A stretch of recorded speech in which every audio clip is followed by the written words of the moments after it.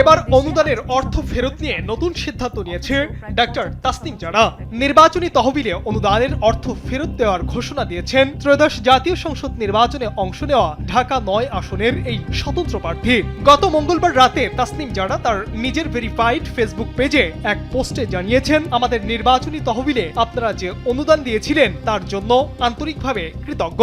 স্বতন্ত্র প্রার্থী হিসেবে নির্বাচনে অংশগ্রহণের পরিপ্রেক্ষিতে যারা প্রদত্ত অনুদান ফেরত পেতে চান তারা দয়া করে নিঃসংকোচে সংশ্লিষ্ট ফর্ম পূরণ করে অর্থ ফেরত নিন। কেননা তাসনিম জারা অনুদানের অর্থ ফেরত দেওয়ার জন্য তার ফেসবুক পোস্টে একটি গুগল ফর্মের লিংক শেয়ার করেন। স্যান্ডেলিনা সো, রূপচর্চায় আভিজাত্য, যা পূরণ করার মাধ্যমে অনুদানকারীরা অর্থ ফেরত নিতে পারবেন। তাসনিম জারা আরও লেখেন, যারা সরাসরি ব্যাংকে ক্যাশ জমা দিয়েছিলেন তারা ডিপোজিট স্লিপ হারিয়ে গেলে বা না থাকলেও আবেদন করুন। সেক্ষেত্রে কিছু অতিরিক্ত যাচাই প্রক্রিয়ার মাধ্যমে আপনার অর্থ ফেরত দেওয়া হবে।